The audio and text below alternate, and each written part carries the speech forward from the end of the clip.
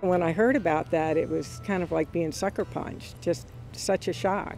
It's so rare anywhere else. Yeah, it's a cultural loss. My father now lives over in Virginia, and I was anticipating being able to just pop on over there. You know, it's really an unfortunate circumstance that it's not available. There's a lot of people that utilize the ferry for shopping. I haven't been to Leesburg. Since the ferry closed, I haven't been. It's too far away. It's like a thrill. It's a cheap thrill because you don't have to spend a lot of money, and something, you know, it's refreshing. It's been around for 200 years.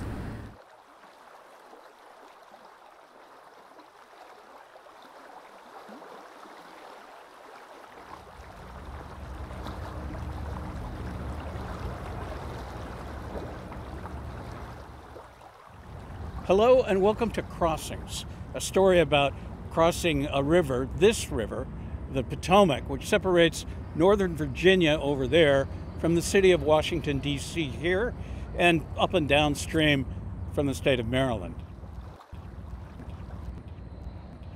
This bridge back here is Memorial Bridge, maybe the handsomest bridge on the river. These days, most of us use bridges to cross rivers, but bridges come with complications. Each one has to be designed or fitted for the space it will occupy, and then you need construction crews and supervisors and plenty of time, and often millions, even billions of dollars. And that's why ferries used to be so popular. They're much cheaper than bridges. You can run them just about anywhere. Some people say there were once 100 ferries on the Potomac, and then there was just one left, this one, and now it too is closed. For years there was no problem. The little ferry boat would shuttle back and forth across the Potomac. On the Virginia side, where a steel cable is anchored, the ferry would drop off and pick up people and cars and bring them back across the river. This all relied on a century-old Virginia ruling that dedicated that land to the ferry. The trouble is, no maps pinpoint exactly where that spot is. And now the Virginia landowner thinks it's only fair that she should get some of the money that the ferry is making on these routine trips back and forth. She says it makes a lot of money. The owner says it's not a lot of money. Negotiations went nowhere. So since late 2020, this ferry has been out of service. It's such a unique situation. You'd be really hard-pressed to find any other major transportation link that is owned by two private entities. It's not a public entity. So what that means is that all of the power, rests in the hands of the two people, deadlocked in negotiations. Poolesville is a town of about 6,000 people. There's no grocery store. The nearest one is across the river in Virginia, in Leesburg, with many times the number of people that Poolesville has. Using the ferry, it used to take about a half hour to get from one community to the other. Now, without the ferry, driving north to the nearest bridge, it's an hour or more. The river is about 1,000 feet wide here. Once the ferry is loaded with cars, and sometimes a couple of bicycles, the journey, a few minutes, makes a serene departure from the hustle of traffic. The river here is greenish-brown. It's very shallow, but you cannot see the bottom through the murky water. People get out of their cars to stand on the ferry deck closer to the river and breathe in the atmosphere. A moment of peace.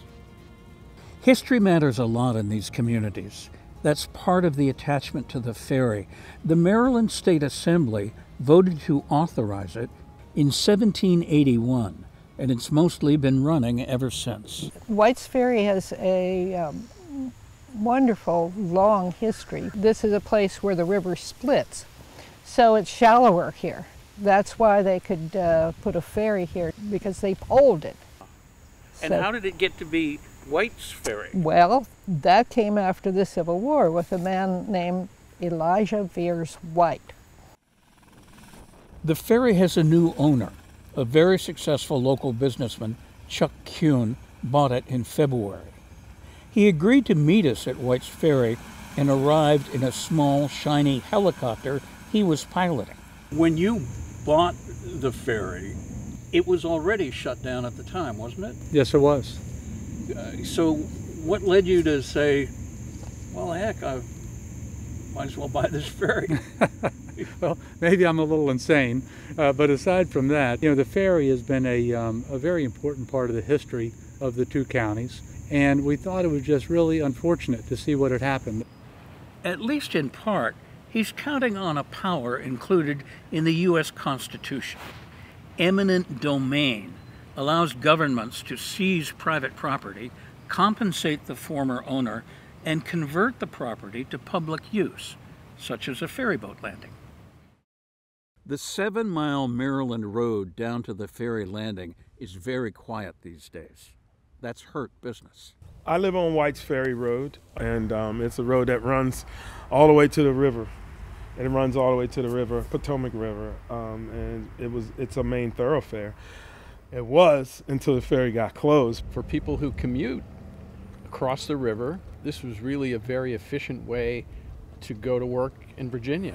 White's Ferry is important to this town and this area economically, culturally, historically, socially, and personally. You think about the nature of Uber Eats, it picks up things like Leesburg. So when I go on to Uber Eats and try to order something, it's showing me things that just can't deliver to me. It's a monstrous difference, and when you have to do that drive 4 or 5 times a week, it becomes a nightmare for the people like me that have to go over there all the time. Poolsville's a grocery store desert. I mean, we barely have any sort of shopping. There's limited restaurant options, but nothing like Leesburg. But it's more than the economy that's hurt by the ferry closure. Many people cherish their own personal connections to that short cruise across the Potomac. Every time I rode it, I would think what a miracle it is that 30 minutes from D.C. that we have this historic ferry that still crosses the river. We'd get on the ferry, we'd open the windows, usually in the summertime, even in the winter, it doesn't matter, but we'd get out and the kids would either climb on the roof or sit on the edge of the windows and just look around and ride across. I mean, it seems kind of silly, but it really isn't. It's really neat. It adds just over 50 miles a day, and in days where he has hockey, there might be 2 trips a day over to that area. And White's Ferry is sort of like the main attraction, I think, here. It's something that if you've ever read old books about the United States, you can connect with it, you can feel it. Lewis and Clark, Mark Twain, Tom Sawyer, Huckleberry Finn. If it wasn't for that ferry, I don't think Chris and I would be in a relationship. I was living in Ashburn, Virginia, which is across the river. And so when I looked it up in the map, I was like, oh, I can take the White's Ferry across the river. And then if we were to have dinner or coffee, he could always come to Leesburg, and that would be like a nice in-between place to date. My son proposed to his wife, who he knew since 2nd grade, on the ferry. My daughter had her wedding reception in Leesburg, and she crossed the ferry. We would go down at night, which is a very magical place on that river at night. The fog comes in, all the water birds are flying, and you can hear them, and you can hear the wind in the trees, and we would just go ride it back and forth. And occasionally, when there's only a couple of cars on there, we would dance. Dance? Dance. We danced everywhere. And why not dance on the ferry? And it was like the river itself made the music to dance to.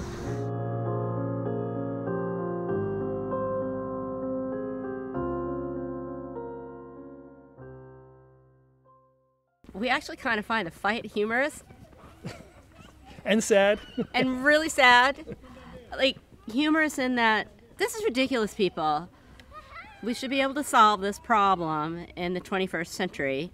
Let's get on with it, because this is a gem. The outcome that you're talking about wouldn't require you to get cooperation from Rockland Farm. That's correct. And that outcome would get the ferry operating again. That's correct. But though eminent domain has been used repeatedly over the centuries, it remains controversial and highly unpopular with some people, including the co-owner and manager of Rockland Farm, the Virginia property that includes White's Ferry's landing site. I believe that eminent domain is being used as a tool by the new owner to take our property so that he can financially gain with his private business. History matters here. Ms. Devlin may know that Thomas Jefferson wrote the original eminent domain section of the Constitution, and then James Madison rewrote it more favorably for the government. And that is the language that survives today. She may know the history, but she still doesn't like it. The talks have not found a resolution, but Mr. Kuhn is hardly discouraged. We will prevail. The ferry will reopen. We're getting tremendous support from the community. We're getting tremendous support from the counties and the states. And we're not going to stop until this ferry is moving the general public across the river again.